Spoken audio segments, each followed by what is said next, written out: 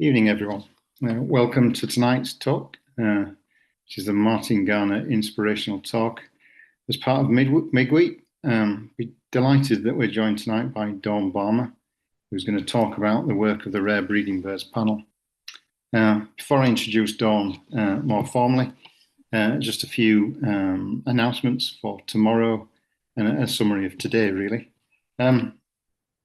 Tomorrow there's the guided walks going from Bempton at 10 o'clock in the morning. Again, that's fully booked. Meet at the visitor centre.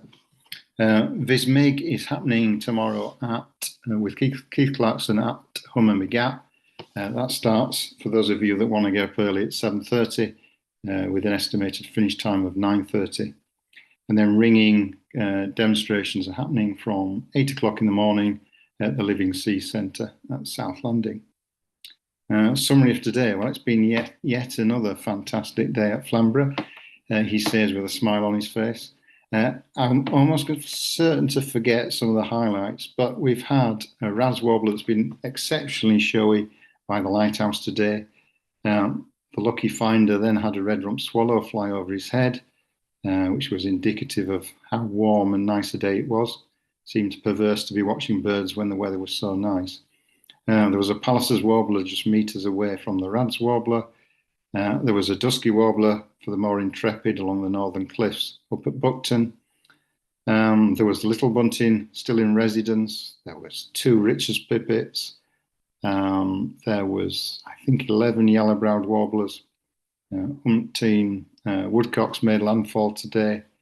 A couple of Hawfinches. So all sorts of stuff happening. It's nice to see so many people out in the field. Tomorrow, similar conditions, light southwesterly winds and sunny, maybe slightly windier, perhaps less turning up, I suspect, but no doubt there's the odd bird lurking that wasn't found today. So I hope you all enjoy tomorrow in the field. So to tonight and to Dawn Balmer, well, I did a bit of research. I kind of know Dawn, bumped into Dawn once or twice in the past. I thought I'd look up what Dawn does, and I gave up after about 5 minutes because it's such a long list of prestigious stuff. It was amazing, really. So Dawn works for the BTO as head of surveys. She's a director of British Birds. She's a member of the British Birds Rarities Committee, and she's the chair of the Rare Breeds Birding Panel, amongst plethora of other things that she does. Tonight she's going to talk about the work of the Rare Birds Breeding Panel. Because I can't say it, I better hand over to Dawn. Thank you, Dawn. Thanks very much, Craig. It sounds like you've had a fantastic day today. Very envious of your long list of species there. Are you seeing that in presentation mode okay? Yeah, cool. Great, thanks. Okay, I'll make a start. So yeah, I'm going to speak to you this evening about the Rare Breeding Birds panel. I think it's going to last sort of 35-40 minutes-ish.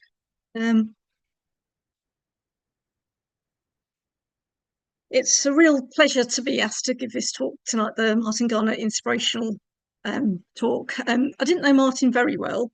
We met quite a few times over the years, and actually the first time I really met Martin, had a good chat with him, was when I was dipping brown flycatcher in October 2007, which was a bit sad to be dipping, but we had a good chat. We talked a lot about the British Birds Rarities Committee, actually, and he said it would be really cool to have you get involved one day. You'd be the first woman, etc. Blah blah blah. So I hope Martin would be really pleased to know that I did actually join the BBRC a couple of years ago and sort of enjoy my work there, assessing voluntary work, assessing rarities. And this photo was taken at the Bird Fair in August 2015. It was really lovely to meet Martin again there. So on to my talk this evening, which is about the Rare Breeding Birds panel. So I'm just going to talk about the work of the panel and some of the outputs, and kind of finishing with how you can really help work of the panel too. So just how did the panel sort of get started? Well, it was the time of the first breeding atlas in 1968 to 72, when a group got together. It was actually a subcommittee of the RSPB, got together to think how they might map the distribution of rare breeding birds in the atlas. So, I'm sure many of you have got this on your shelf, and this is a map for honey buzzards. And obviously, it's really important not to disclose the actual location of rare breeding birds. So, what they did at the time, back in the late 60s, early 70s, was to basically, this is one of these big squares is 100 by 100 kilometres. So they just simply plotted all the dots in the middle of the square, and it showed you that here 6 10K squares had occupancy. So there was really no information away. And it was from this work around the time of the Atlas that the Rare Breeding Bird Panel formed. And I did sort of present the sort of aims of a panel, which were to collect in one place all the information on rare breeding birds in the United Kingdom, so that their changes in status, both increases and decreases, can be monitored, and that essential information is not lost. That obviously has happened in the past through the deaths of individuals keeping such records secret.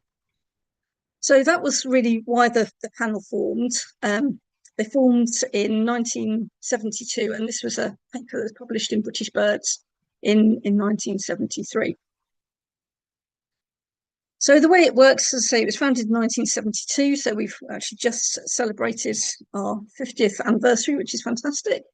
It's an independent body, and there's core funding coming from the RSPB, Joint Nature Conservation Committee, and additional support from BTO, who I work for. So it's an entirely volunteer panel, so there's independent members, and there's some organisational representatives. So my position on the panel is that I represent BTO, and I'm the chair. The secretary of the panel is Mark Eaton, who's based up in Northumberland. We meet 4 times a year, 3 times online, just like this, for our meetings, and then once a year in person. We actually met just at the beginning of October up in Northumberland at Hawksley on a absolutely freezing northerly wind day. You can see us all whipped up, doing a little bit of sea watching, and we'd just seen a few Arctic skuas and a sooty shearwater before our meeting started. So this is most of the panel. 2 other members joined us online who couldn't make it on the day. So yeah, a group that represents sort of organisations and sort of geographical areas across the country. So what does a panel do? Well, it collates and reports all the available data on rare breeding birds in the UK, and we publish annual papers in British Birds. So actually the report for 2022 is due in the next issue of British Birds, due out in the first few days of November. And we also maintain a secure archive for conservation and research purposes. And this is a really important point to stress, actually. It really is a secure archive. Even myself as chair, I don't have access to the database. I never have done. So it's literally the secretary and the archivist that have access to the database. So, you can be really sure when you submit records to the panel via the county recorder, and I'll talk about that process a bit later, that they really will be confidential and kept very safely. So we produce the annual report on the rare breeding bird panel. Then periodically we produce a report on non-native breeding birds as well. So how do we define a rare breeding bird? Well, we look at species which have a population of less than 2,000 pairs. So there's about 80 regular breeding species in the UK with 2,000 pairs or less. And we define these into sort of different categories. So one is, so we described this as a group of species that have fewer than 30 pairs breeding annually. And a redwing is a good example of this. So the 5-year mean for redwing is just 24 pairs. I'm sure redwing is a little bit under-recorded. They tend to be nesting up in the highlands, in sort of glens, and those places tend to be not visited by very many bird watchers. So there's a real opportunity, if you're on holiday up in Scotland, to So really have your ears peeled for a singing redwing. I do remember a letter coming into BTO a few years ago of somebody who had been holidaying in Scotland and sent in a photo of a clutch of eggs. They said they'd been staying in this holiday cottage and there was an unfamiliar bird nesting in the bush outside the front door. And they had no idea what it was, but took a photo and sent it in, and it was a redwing nest. So there's definitely birds out there to probably being under-recorded, and hope for finding a few more. But they are genuinely a very rare breeding bird. You're probably all familiar with the story of redback shrike, a species that was formerly quite widespread across England, especially, but numbers dwindled. By the time the rare breeding bird panel came into existence in the early 70s, there'd already been a really large decline in numbers. So we're talking about sort of 30 to 40 pairs by sort of early to mid 1970s. And those numbers just over, you can see here, the sort of red bars of confirmed breeding. They and the blue bars are the maximum total pairs. Numbers declined. And I'm sure many people maybe listening today came to sort of the Brecks around Santondown and in the late 80s, early 90s to have a look at what was then the sort of last breeding pair in St Helens car park. That's actually just a few miles away from where I am now, based in Thetford. So these days, it's still an incredibly rare breeding bird. There have been some more breeding attempts, and these days they tend to be split between Shetland and Devon, and periodically elsewhere, sort of birds holding territory in Suffolk in recent years, for example. Slavonian grebe's another example of a very rare breeding birds, and this actually is a species that's we're really, really concerned about now. So it's a very well monitored species. A group of bird watchers up in northern Scotland, particularly around the Cairngorms, where the species breeds. They undertake a lot of annual surveys, so it's pretty much complete coverage of the Slavonian grebe site. They have a really good handle of the lots where they've left over time and visit them every year. And you can see here how numbers have been declining, particularly since the sort of early 1990s. And it's really getting quite critical actually. So in our next report, coming out in early November, we were down to 20 pairs and just 4 confirmed breeding pairs of Slavonian grebe. So we know that the population in Scotland has low productivity compared to Slavonian grebes in other countries. We do really rely on immigration, particularly from Iceland. And we also know that the sort of winter survival of these Slavonian grebes through sort of ringing is also very low. So yeah, it's a species that's really in trouble actually, and pretty hard to do much about it because we know where they nest and there's a lot of conservation measures in place around site protection, for example, but the species is continuing to decline. Savvy's warbler is another very rare breeding bird. So you can see here on the graph the number of pairs. They fluctuated over time, so sort of 15, 20 pairs throughout the 80s, dropping down. And a slight bit of an increase in recent years, up to sort of around 12 pairs in 2019, 2020. But that drops actually down to about 6 pairs in 2022. So it's a species you generally detect just by hearing a bird, if you're lucky. Very, very hard to confirm breeding, and the last confirmed breeding was on Anglesey in 2019 when a bird was seen carrying a fecal sac. I was really thrilled to find a singing Savvy's warbler this summer out in the fens. It sang for at least 7 days that I know of. Of course, it could have been there longer and not detected. Heard it from a hide that apparently not many people visit in the summertime, but it was definitely worth it that day. I didn't actually even see the bird, but it was good to hear it. In the rare category, this is for species where there's 30 to 300 pairs breeding, and the Gargany is a nice example here. A 5-year mean being at 117 pairs. So, for example, in 2021, there were 89 pairs, and of those, 16 were confirmed breeding. So it's quite a hard species to actually confirm breeding. You see plenty of Gargany in the spring when they arrive, and yeah, pretty obvious, especially the males, and you can see them displaying. But actually seeing broods of young is quite difficult. So I'm going to be presenting mostly data from 2021 because our 2022 report isn't quite out, but we know for 21 there are 5 pairs breeding in Yorkshire in that year and 2 confirmed pairs. I'm sure most of you are familiar with the rise in fortunes of spoonbill. So this is the species that has bred periodically, obviously in the past. Was a former breeder, but then became extinct. And there's just been a few, of course, throughout the sort of 90s, 2000s. And it was really 2009 that numbers really started to increase, particularly with the formation of the colony in North Norfolk around Holcombe.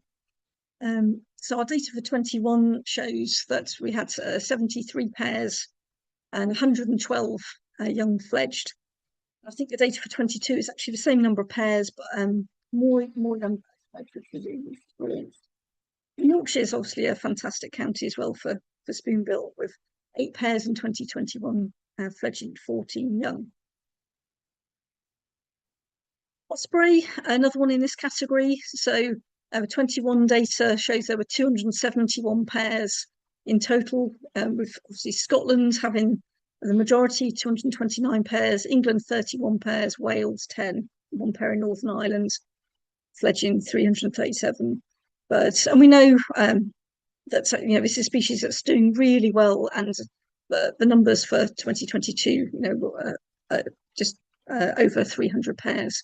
And Yorkshire has a pair as well, I believe now, which is great news. So there's a lot of natural expansion going on, as well as sort of the introduced birds, particularly down on the south coast, which are and the birds from Rutland, which are spreading out. So yeah, really good success for ospreys.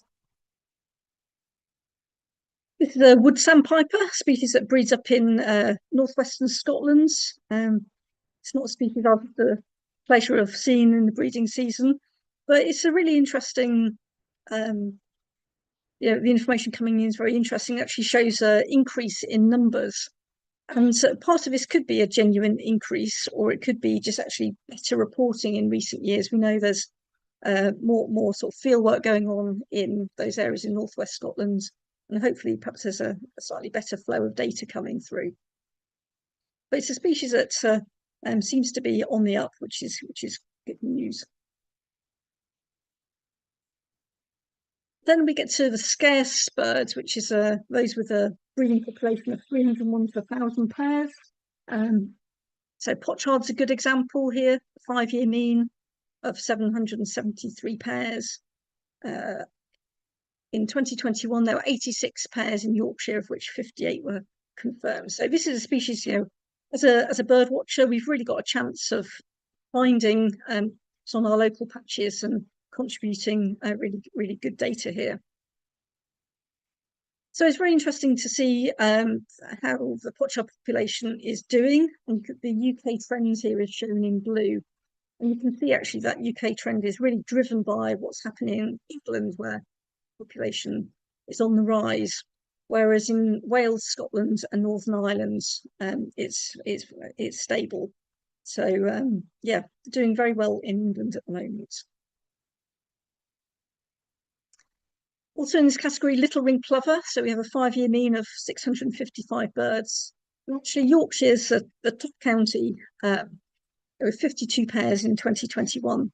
Again, I think it's a species that's really under-recorded. So, they occur in a lot of different habitats, gravel pits and reservoirs, for example, but also in other parts of the country, particularly on riverbeds. Wales. I'm thinking of Wales, especially, where there are a lot of shingle on riverbeds, and they're really under-recorded in these habitats. So, I think the numbers we present here, these 5-year means, are actually much lower than what the actual population is, and we tend to have periodic surveys for species like little ringed plover, and so we get a good national population estimate, because what we get each year here is just a sample of those more easily counted sites. Then in the less scarce categories is 1,001 pairs to 2,000 pairs. Merlin's a good example with a 5-year mean of 1,165. Yorkshire's a fantastic county, 39 pairs in 2021, of which 31 confirmed breeding. So again, there's a really good network of workers across the UK, and particularly in Yorkshire, that do a lot of monitoring of raptor species, and we have really good data coming in for these species. We're very much hoping there might be a national Merlin survey in the next few years, which will be really good and produce new information for us. Again, the species that I think we have a chance of finding on our local patches. I know I was thrilled to find a brood of shoveler on my local patch last year. Only actually it was a brood of one, but hey ho, it still gave a bit of a punch in the air when you finally see a bird. I haven't actually seen a female for about a month. A male was lurking around a bit suspiciously, and I wondered if something was going on. So it was a real joy actually to see the little duckling appear from behind the reeds one morning. So the 5-year mean here is 1,351, and again Yorkshire's a really good county. 148 pairs in 2021, and 58 of those were confirmed breeding. Only Essex and Cambridgeshire have higher totals for shoveler. So yes, it's a good species that we can confirm breeding by looking for broods. And when we talk about sort of confirmed breeding, it's not about finding nests. It's really about using your sort of bird watching skills and observations to look for signs of breeding. Like in this example with the ducks, it's looking for broods, but for other species, it could be birds carrying food into a nest, carrying a fecal sack away, and that sort of thing. So, or fledged young, in fact. So there's lots of ways we can just use our sort of bird watching skills to confirm breeding.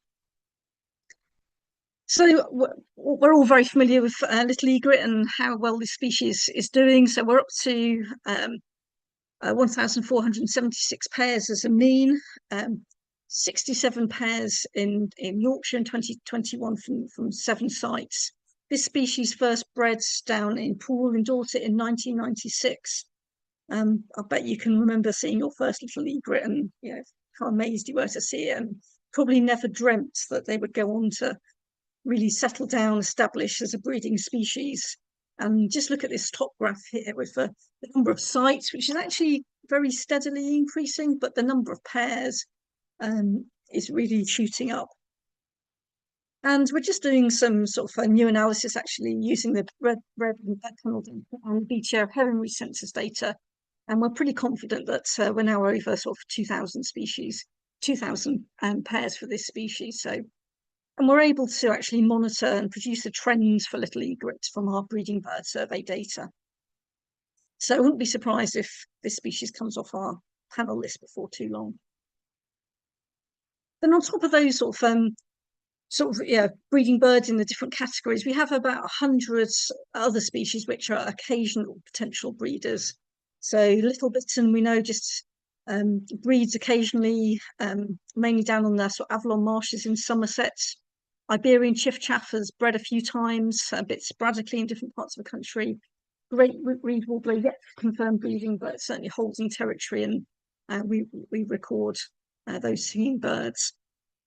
So it's definitely, as a bird, always worth really, keeping an eye on species, recording that it's singing, still holding territory, and just being really observant about the potential for some of these scarcer birds to be breeding on your patch. We also really encourage recording of non-native species. I know this isn't very popular, and a lot of birders really ignore and don't bother recording non-native species, but actually we have so little information about species like black swan, muscovy duck. So we know from the data we do get in for black swan, there are 34 pairs in 2010 and 9 to 16 pairs in 2019. So we produce this non-native report every three years or so. So please be encouraged to look out for breeding evidence of these non-native species as well. So I'm just going to move on to talk a little bit about how the rare breeding panel works. And this is where you come in, actually, because you're top of the list here, bird watchers. And actually, there may even be county recorders listening, so thank you. So the data comes in from many different sources, bird watchers contributing their records to their county recorder in whatever way they choose to do it, through bird tracking, birds, bits of paper, however you wish to send your records to your county recorder. We also get lots of data coming in through licensed nest recorders and ringers. So BTO make an annual submission to the rare-breeded bird panel, pulling together that information from Schedule 1 nest recorders, for example, and ringing of chicks.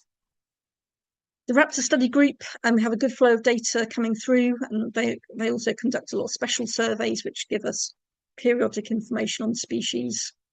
Lots of site data collected by volunteers, amateur ornithologists. That's really important. And then conservation professionals is another sort of data. And this all goes through to Mark Eaton, the secretary, who loads the data, checks it.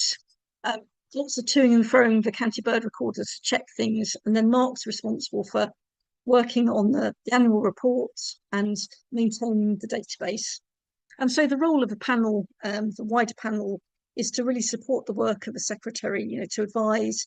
And we might end up talking about these data flows, to be honest, and how we can improve the flow of data, improve the quality of the data coming through. So we spend a lot of time talking about grid references and how we can encourage people to, especially raptor workers, to give us more to give to county recorders more accurate grid references, knowing that they're going to be kept really confidentially, because it really helps us sort of deduplicate records and allows us to produce a much better data set. We actually rarely talk about rare breeding birds in our panel meetings. On this graph, this pie chart here, you'll just see how important the records from you as bird watchers to the county recorders it is. So you can see it's the bulk of that pie chart is green, which is data coming from bird watchers through the county recorder system into the panel. Also, really important submissions come from RSPB reserves. So wardens out there doing sort of annual monitoring on reserves, from the data through the reserve RSPB reserves to the panel. And as I say, big chunks of data come from BTO nest records and ringers as well. So that's an important part of returns. So how do we use the data? Well, it's really important, obviously, if we go to all the trouble of collecting the data and you have all the trouble of submitting it, that we use it really wisely. So data is used in a very wide range of uses, some of which you'll be familiar with here around, for example, birds of conservation concern. So this is the red and amber listing process. And these are periodic assessments of every 5 to 6 years. And the panel data is a really important data set that we use when we're going to look at whether species should be red listed or amber listed. And there's currently 25 species on the red list, which are rare breeding bird panels species. And there's also, of course, former breeders. So species like golden oriole here, ferret, which did used to breed.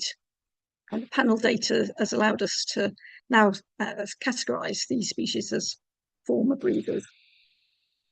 Just more recently, there was an update in 2022 of the birds of conservation concern for Wales. So this is the 4th update they've done in Wales. And again, we were able to use the panel data to help make those red, amber and green lists. So just have a little look at those charts at the bottom, and you can see that the number of red listed species in Wales has gone from 27 species in 2002 up to 60 species in 2022. So data comes from many different sources, breeding bird survey, for example. The rare breeding bird panel data is a really important contribution to this process. Another things you'll be familiar with, State of Nature periodic summary, which brings together the state of actually is all taxa in the UK, and again the panel data feeds into information from other bird monitoring schemes to look at the state of the bird populations. And also the state of the UK's birds. We always have a sort of 3 or 4 pages in this, looking at the sort of trends in our rare breeding birds. So we can measure the state of nature using the panel data.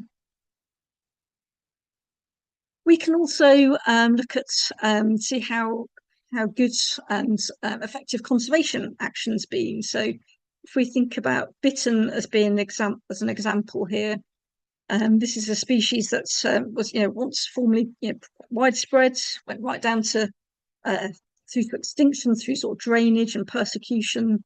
But back by the sort of 1950s, there were 80 booming males, so it's back on the up and doing quite well. And then hit a real low point of 11 booming males in 1997. And after that, the RSPB really stepped in and implemented some new projects over the next sort of 20 or so years.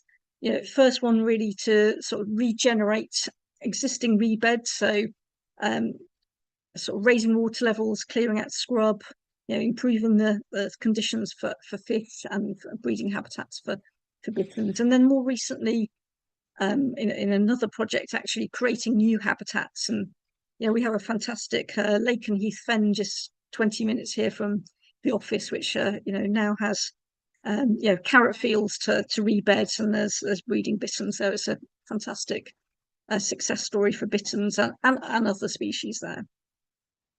So when we look at the data we get from the Rare Breeding Bird Panel, again, a lot of this data is collected by reserve wardens, of course, because bitterns tend to be in those sort of big protected areas, which are often reserves. You can see how the numbers of bitterns from that sort of low point of 11 in 1997 has increased to sort of round about sort of 300 pairs now. I think you'll see the drop off in confirmed breeding pairs. I think that just simply reflects not as much effort going into actually confirming whether bitterns are nesting anymore. So the counts are mainly around sort of booming males undertaken in spring, and so less effort in actually finding nests and confirming. So it's a species that's doing really quite well at the moment. In Yorkshire, 7 confirmed pairs in 2021, a total of 24 pairs. So that's a really fantastic story for bitterns. So how does the Rare Breeding Bird Panel fit into our sort of monitoring here in the UK? We're really fortunate actually in this country to have schemes that monitor our breeding species, and in fact, we also have really good monitoring for our wetland, water bird species through projects such as Wetland Bird Survey. So if we think about the breeding birds in the UK and how we can, really monitor those populations from just, the rarest, like purple sandpiper here of just 1 pair. If you look really carefully, there's a blurry adult stood on a stone, but just behind there's 2 young purple sandpipers. There's literally 1 pair that nests in the Cairngorms for many years at one location.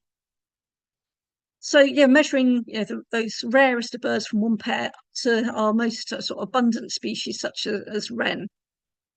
So we do this through our sort of common and widespread monitoring schemes, the Breeding Bird Survey. I'm sure many of you actually take part in BBS, which is fantastic. Thank you very much for doing that. So BBS monitors about 117 species annually, and these tend to be, the commonest and most widespread species that we have. There's also the Seabird Monitoring Programme, which monitors 25 species. So, small number of species, but actually some super abundant species.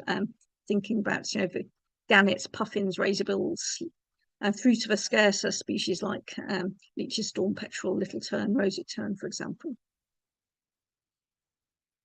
So BBS allows us to estimate population size for species like wren, where we think there's around 13 million pairs.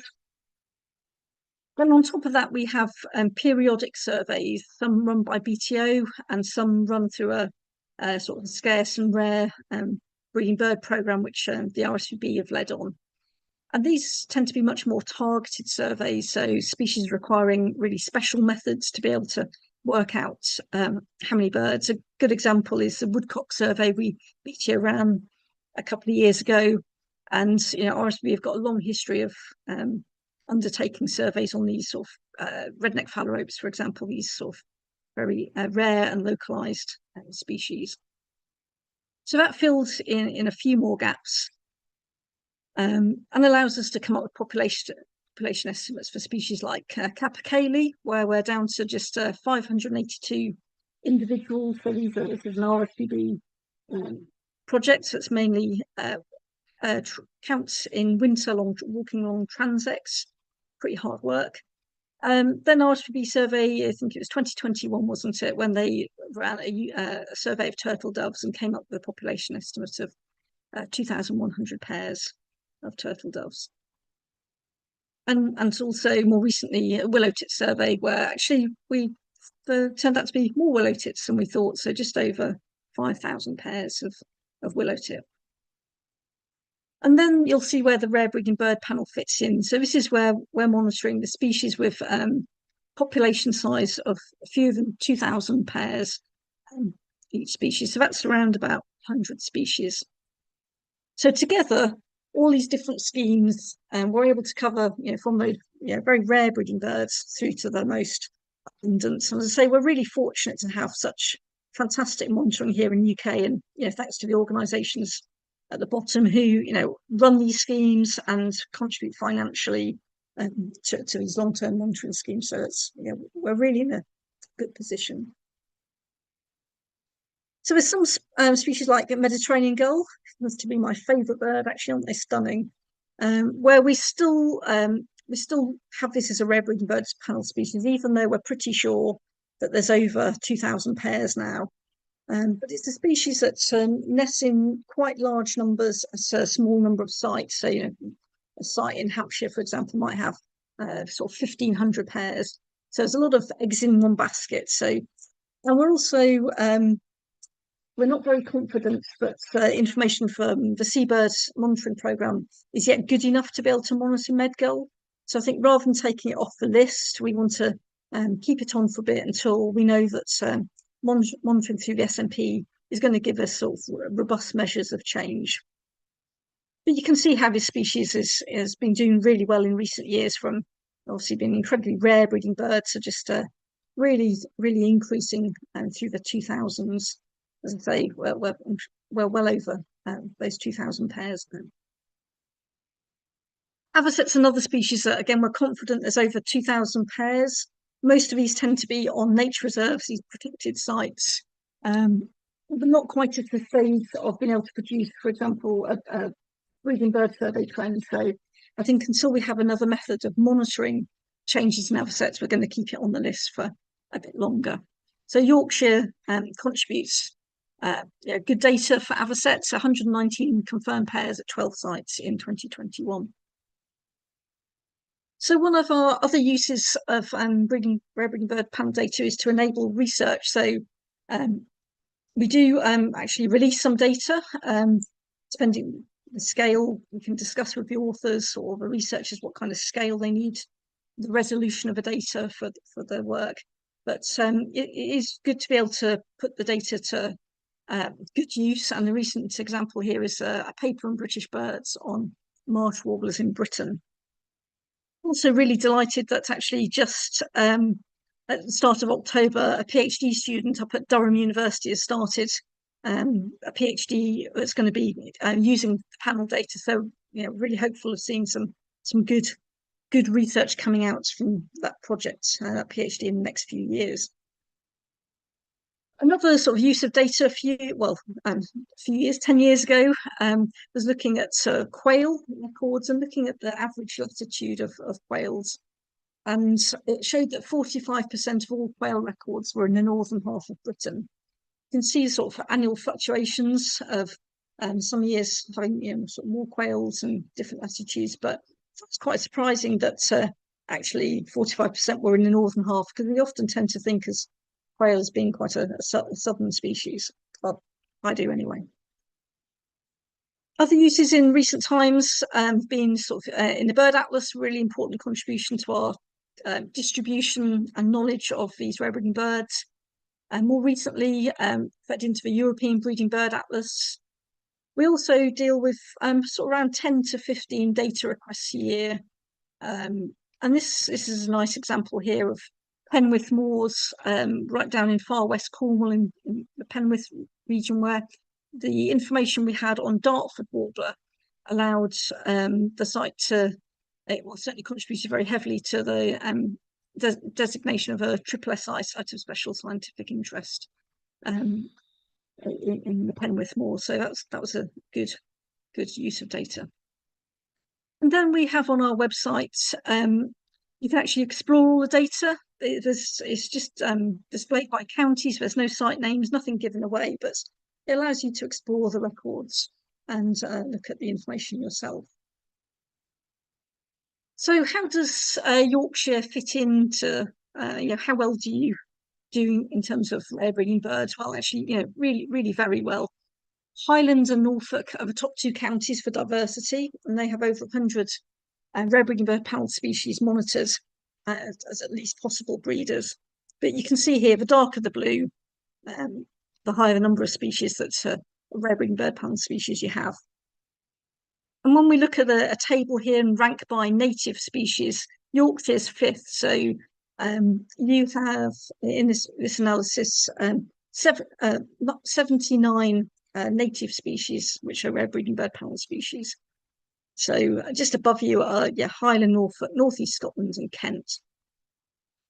And in terms of numbers of pairs of those birds, again, you're in fifth position here with over 1,300 pairs of rare breeding birds in Yorkshire. So that's really doing incredibly well. They're particularly important for species like spotted crake. Just pulled out some figures. These are mostly from the lower Derwent Valley area. It's obviously it's a very large, complex site, but it shows that numbers fluctuate a lot. 3 singing males in 2019. 2020 was a COVID year, so we actually have quite poor data for many species in that year. 31 singing males in 2021, which is really incredible. Dropping down to sort of more normal numbers, 2022 of 12. Yorkshire is also really good for blackneck grebes. So most recent data suggests there's 20 confirmed pairs in Yorkshire, which is fantastic. And bearded tits, another species you sort of really do well for, although some of the very big rebed sites we know are under-recorded, but it's 129 pairs for 2022. And also, species like hen harrier, you have 6 pairs in Yorkshire in 2021. It's part of 34 pairs in England. So getting towards the sort of end of my talk now, I'm just going to sort of, the last sort of, I suppose, 10 minutes, think about some of the rarest of the birds we've had. So some of these are now former breeders. So Wryneck, for example, last bred in 2002, Golden Oriole in 2009, Kentish Plover in 1979. Another species we're really very worried about is Montagu's Harrier. So there was no confirmed breeding pairs in 2020, 21, 22. And we think all data into 23, but we're pretty sure nothing happens. But there is more positive news to come out from 2024. So it was looking very, very doom and gloom, but something slightly positive happened in 2024. So that's good. But you can see from the decline that it's a species obviously we continue to be very concerned about. And also, there's also big declines of Montagu's Harrier on the continent as well, and huge sort of nest protection efforts going on in the Netherlands, for example. Hoopoo, this is a really rare breeding bird. There was 4 pairs in 1977, or in 1996 in Montgomery, then really out of the blue, a pair bred in Leicestershire last year in 2023. So again, just being really vigilant and keeping your eyes. This was pretty much in somebody's extended back garden. It turned out to be. and was a complete surprise, and nobody really knew what was happening at the time until they saw the fledged young. So always worth really being observant. So blue throat is again a very rare breeding bird, and just 4 confirmed breeding records of 5 pairs, and a pair that predates the panel in 1968. So you probably know that we have these red spotted and white spotted forms. So there's been records in 1985 in Highlands and 95 in Highland of a red spotted. Well, there we go. And 2 pairs of a white spotted bred in Yorkshire in 1996. And then in 2016, red spotted again in Highland. There's this very nice article publication about the nesting occurrence in and summering in Yorkshire of these 2 pairs, plus a third individual, and some really excellent photographs showing the adults and fledged young. Sort of digging into the archives, we've got information here on a spotted sandpiper on the Isle of Skye in 1975, where a nest was found with 4 eggs, and the bird was first seen on the 15th of June. They found the nest on the 27th of June, but sadly by the 7th of July, the nest and eggs were deserted. In fact, the eggs were collected under license, and they're shown here on the right, and a photograph of the spotted sandpiper on the left here. You can just make it out on a log here. So there's been that one confirmed breeding record in 75, but there's been other records since of mostly mixed pairings with common sandpiper. There's quite a number of species that have shown breeding evidence, but only as a part of the mixed pair. So black kite, for example, with red kite, ring-billed gull with common gull, mule deer, a northern harrier, hen harrier. Then this year, you probably might have heard about the American black tern with bizarrely Arctic tern up in Northumberland. Long-tailed skewer bred in Angus in 1980. Held territory, a clutch of eggs on a coastal moor, but the eggs were sadly predated. But since then, there's been summering on Shetlands, and we still get the appearance. In fact, there's one bird turned up again in the Highlands in suitable breeding habitat this summer. Just a short stay, but it's all always worth being really vigilant and checking carefully that these birds could be on suitable breeding habitat. So what's next? Well, great reed warbler perhaps. There's been quite a lot of evidence now around sort of nest building, certainly lots of birds singing, holding territory throughout the summer in suitable breeding habitats. Blythe's reed warbler, there'd been 10 records of males holding territory in spring. This is a graph at the bottom here of Blythe's reed warblers, just showing, birds, especially in the last sort of 5, 6, 7 years, singing, holding territory. Then this year, you probably may have heard that a pair was confirmed breeding right up in northern Scotland, apparently in sort of scrub by the side of a road. So again, just if you have birds turning up and they're singing in the summer, just keep an eye on them, because often they stop singing, but they can still be there and going about business. And quite quickly, the observer up in Scotland with the Blythe's reed warbler realised a second bird was present, and then was able to watch very carefully, literally from a roadside, and observe the breeding behaviour and to confirm breeding. So what about the future? What about something like red flank bluetail? It's a species that's really expanding its range in northern Europe. So perhaps in 10 years' time, it's something we might get breeding here. That would be an amazing thought, wouldn't it? So yeah, just coming to the end here and just thinking, how can you help? So I think, as I've said, as we've been going through the talk, be alert, think about rare breeding bird panel, if a species is singing in suitable breeding habitats, and it's beyond perhaps a passage period when you might expect a species to be there, just keep a note of it, keep recording the dates, keep recording information, and just think, could this species be breeding? And just observe and record and think, be vigilant that something could be happening. And obviously the safety of the bird comes first. So birdwatching code of conduct is really important here.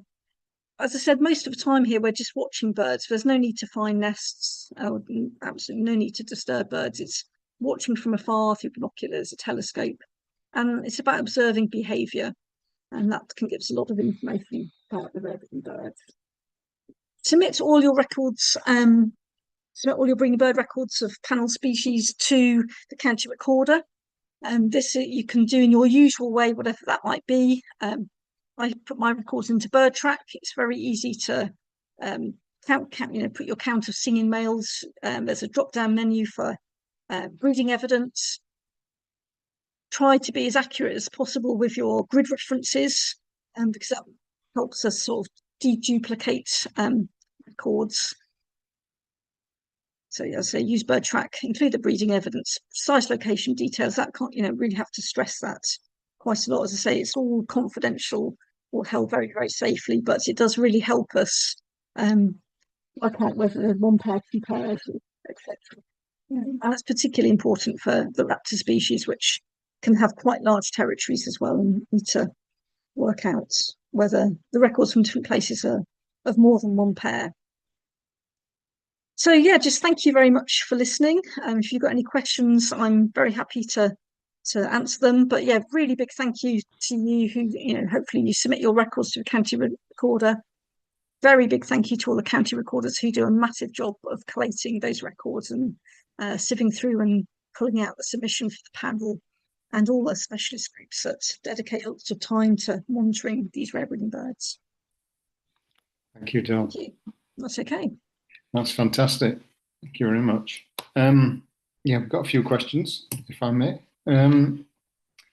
So somebody asked, for rapidly declining species that were once common, say, spotted flycatcher was mentioned, how do they end up on the list? Because obviously it's quite easy for species hovering around 2,000, but something that's plummeting fast, how do you kind of get that knowledge that it's approaching that number?